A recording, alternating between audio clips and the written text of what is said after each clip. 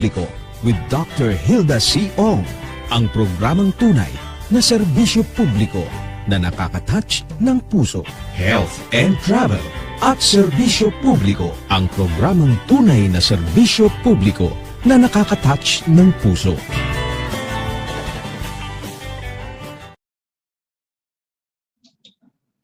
Patuloy kayong nakasubaybay sa ating programang Health and Travel at Serbisyo Publiko kasama ang inyong agarang Serbisyo Lady dito sa DWBL 1242 kHz, ang radyo ng Serbisyo Publiko.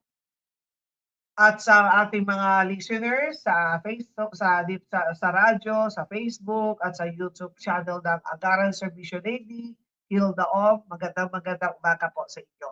Ang programang Health and Travel at Serbisyo Publiko ay hatid sa atin ng Pag-ibig Fund, tapat na serbisyo mula sa puso. Ang Philippine Standard Time ay ganap ng 9:19 ng umaga, hatid sa atin ng Pag-ibig Fund, tapat na serbisyo mula sa puso.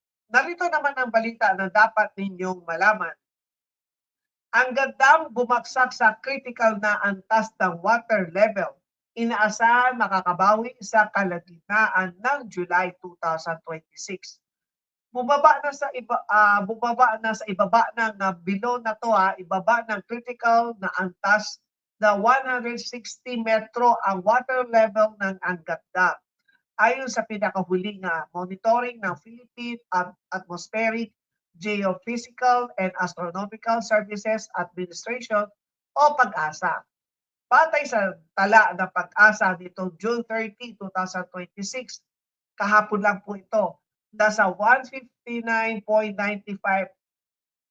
meter na lamang ang level ng tubig sa Angat Dam hanggang alas 8 ng umaga. Kaya ang critical level talaga ay 160. Ngayon, bumaba na siya to 159.95 as of yesterday po to. So, for sure, baka mas bumaba na naman today. Mas mababa ito ng 0.76 meter kumpara sa naitalang 160.71 metro noong nakaraang araw. Dahilan upang muling umintig ang pagbabantay ng mga otoridad sa pangunahing pinagkukunan ng supply ng tubig sa Metro Manila at mga karatig lalawigan. Dapat sana makasama natin po ang National Water Resources Board, ang NWRB, si Executive Director Stevino David Jr. Dahil nga po dito sa shortage na po, nasa below critical level na po ang ganda.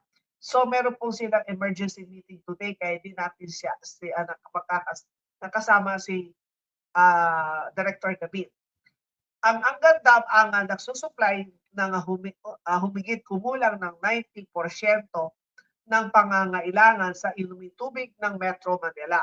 Bukod pa sa pagsuporta sa irigasyon ng libong-libong hektarya ng sakahan sa Bulacan at Pampanga at sa produksyon ng hydroelectric power.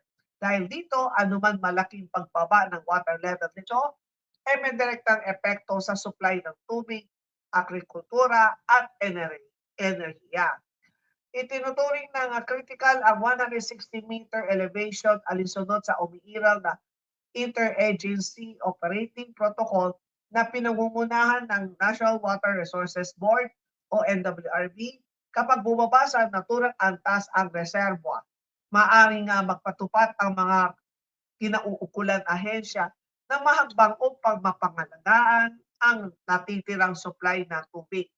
Kabilang ang posible na pagbabago sa dami ng inilalabas ng tubig depende sa sitwasyon.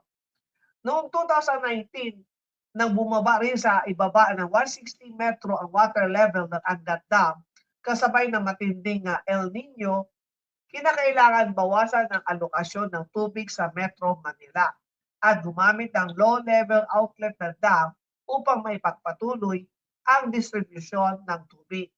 Ayon sa PAGASA, ang mga taong 2010 at 2019, ang mga huling pagkakataon bumagsak sa mas mababa sa 160 metro ang level ng Angat Dam, kapwa sa panahon ng El Nino. Bagamat nakakaranas ng pagulan ang malalaking bahagi ng Luzon at Visayas, dulot ng umihira ng low pressure area, sinabi ng PAGASA na limitado lamang sa 1 hanggang 15 millimeters ng ulan ang inaasahan matatanggap ng Angat watershed sa North Sagaray, Bulacan sa loob ng susunod na 24 oras. Dahil dito, inaasahan na magpapatuloy pa ang bahagyang pagbaba ng water level ng Angat sub-basin. Ipinaliwanag din ng State Weather Bureau na ang patuloy na kakulangan ng sapat na pag-ulan sa watershed ang pangunahing dahilan ng pagbaba ng level ng tubig sa dam. Dagdag pa rito, nananatili ang epekto ng El Nino sa Tropical Pacific na patuloy na nakakaapekto sa dami ng ulan na natatanggap ng ilang bahagi ng bansa. Sa kabila nito, nananatiling positibo ang pag-asa na magsisimula ng makakabawi ang Angat Dam pagsapit ng ikalawa o ikatlong linggo ng July 2026. Kasabay ng inaasahang paklakas ng southwest monsoon o habagat. Inaasahang magtutuloy-tuloy ang pagtaas ng water level ng dam hanggang sa katapusan ng taon kung magiging favorable ang dami ng pag-ulan. Dapat, siyempre kung ang pag-ulan ay nandun sa area po ng paligid po ng Angat Dam. Batay sa projection ng Pag-asa, posibleng umabot sa 176.33 metro ang level ng Angat Dam pagsapit ng July 31st, 2026 kung maisasagawa ang planong water allocation ng 48 cubic meters per seconds ang matatanggap ng watershed ng tinatayang 493.2 millimeters ng kabuuang pag-ulan sa loob ng buwan ito. Kaya patuloy na hinikayat ng mga otoridad ang publiko na maging responsable sa paggamit ng tubig habang mahigpit na minomonitor ang kondisyon ng Angat Dam at ang lagay ng panahon sa mga susunod na linggo. So sa kanina, nakausap ko po si Director David ng NWRB. Sa Friday ko siya sa Friday natin siya makakasama dito live sa programang Health and Travel at Serbisyo Publiko. Dahil mula Lunes, kahapon, ngayon, at bukas, tuloy-tuloy po ang kanilang interagency meeting.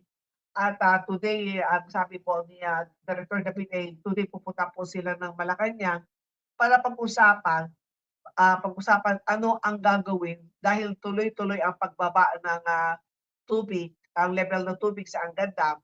And then anong gagawin naman ng siyempre mga water concessionaire, kung dito sa Metro Manila ay ang Manila Water at ang Maynila.